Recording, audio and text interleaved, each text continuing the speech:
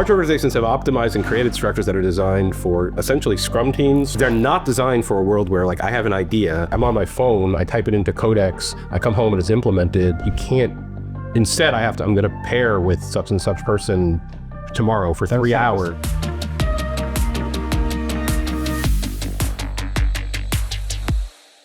It'd be so cool if you could just drop like a GitHub link into like an MCP, and then there was like a GitHub agent that could do the research for you and return back. Yeah. I think that would be how it would be properly implemented rather than like code gen.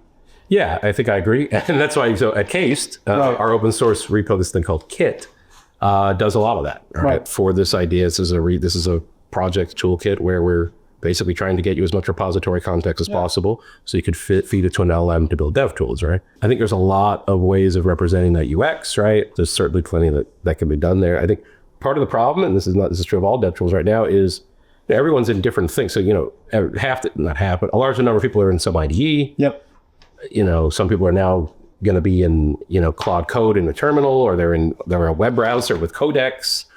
Or if you're slightly, a little less technical, you're in, a V0 type of thing. So there's a fair bit of just sort of like many different types of interfaces right now. Right. There's a lot of levels of abstraction on how technical you're actually getting. Yeah. And I don't know, we'll see where we end up and what people are moving at different speeds or whatever this ends up with. There could be a world where it's just more of a Devon-like interface or whatever.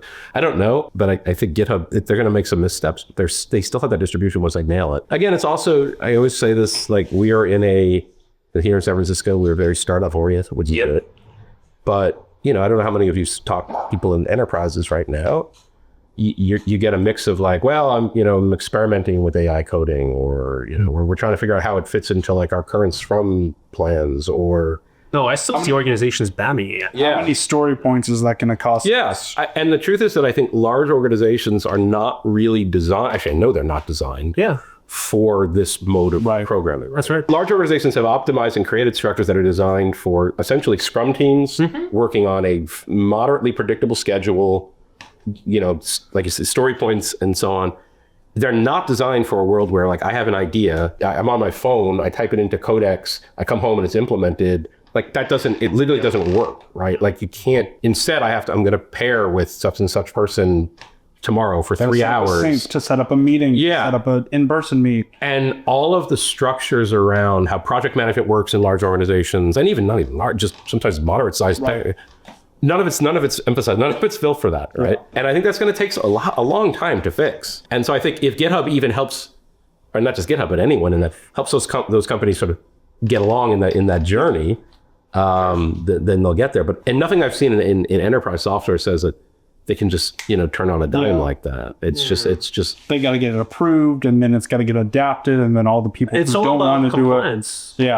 Right. Yeah, compliance in all senses, literally regulatory compliance, internal compliance, but also just processes. You can't vibe code a thing in an enterprise. It's very hard. And I don't mean because there's technical doubts. I mean, there's process problems. And that's very, very different. I really want to talk about Case now. Yeah. So you sort of mentioned already what you guys are working on, but I want to hear from the very beginning, what led you to start? Yeah, great. So Case, okay, so we went through, we pivoted a little bit in the beginning. We actually started very, very different tack in the beginning. We were doing audit trails as a service, which is an interesting, GitHub, some of you may have seen it. I don't know if you work at a large company. GitHub is a very, very good audit trail, which we built, speaking of the enterprise, because when we were moving up market, we had to have these features. And GitHub, we had a lot of care in how we build products, built an extremely good audit trail. Right. Way better than needed. And we loved it. I think it's still one of the best ones, right? And so we were like, well, this is a cool product. Companies need this. Why don't we do this as a service? Sure. We built that. It was pretty successful, I think. I think we eventually decided that it wasn't valuable enough as a standalone product, more of a feature. Yeah. There's a great company out there, WorkOS, you've probably seen. They have this now as a feature, which is what I think is an appropriate place for it.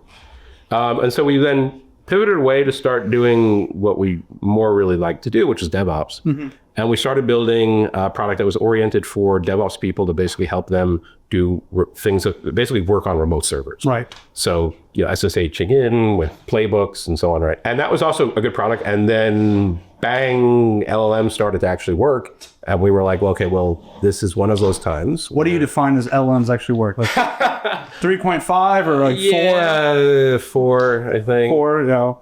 3.5 turbo was just a fast stream of yapping. I mean, it was obvious that it was clear it was going to happen. Right. I think I was certainly much more, I'm not anymore, but I was certainly still very conservative about that, which is why if I say pro AI things, I was never really an AI hype person, so you can take it. There's some credence, maybe. Yeah, so we'll take it some credence, maybe more than. So when did you change your mind about AI? Like probably 2 years ago. Okay. Was there like a specific model where you used it and you were like, oh, yeah, I think I'm cooked. I think cooked.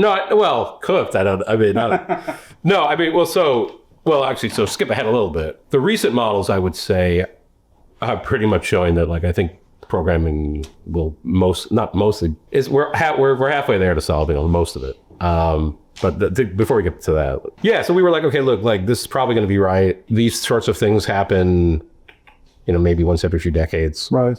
I think cloud was maybe, the last one for the kind of stuff we do. So yeah, like you have to go in this direction. And so we spent a lot of time trying to figure out what would it mean, what would it look like to build AI for DevOps people and for companies that maybe don't even have DevOps teams yet. Right. It took a while, honestly, for some of the models to catch up to some of the more ambitious stuff that we're doing now, like more of the agentic stuff. Yeah. Before we were trying to do agentic stuff before it was cool. Yep. Models were not yet ready, honestly. Like the context lengths too. Those are a big limiter right now. Yeah, there still are. Context lengths were a problem. Speed was a problem. People forget that like GPT-4 used to take 30 seconds to respond to you stream it, but for this now, it's not that long ago. Feels like forever. Yeah, it's the way we've been moving. It's just right. People forget, but you couldn't. It was a little different, right? And so anyway, we started to build out more automations for DevOps. So we do things, for example, like all of the really dreary day-to-day stuff that most of the time you do in DevOps, right? Which is things like infrastructure as code, detecting infrastructure drift when, for example, my Terraform code and my AWS infrastructure are out of whack, right? Happens all the time. And then one day you find out you've spent $1,000 on an RDS thing that someone spun up and no one forgot of it. Only 1,000? Yeah, well, that's 75,000. It could be, right? Deployments, right? So we do a lot around deployments. GitHub had a very sophisticated, very good deployment system focused around this concept of what are called branch deployments. This is where you deploy a branch to production before actually merging. Right. Dramatically reduces reverts, helps you gain confidence. So we built that. We made it easier to do that. We did a lot of AI stuff around figuring out when branches are ready to go, things like that. And then things we're rolling out, to hint a little bit, things we're rolling in the next couple of weeks, which is a much more, a true sort of interactive agent around DevOps. So I think our story on this is we have been basically trying consistently to figure out what are the things in DevOps where AI is appropriate. And that's, I think, most of the journey, right?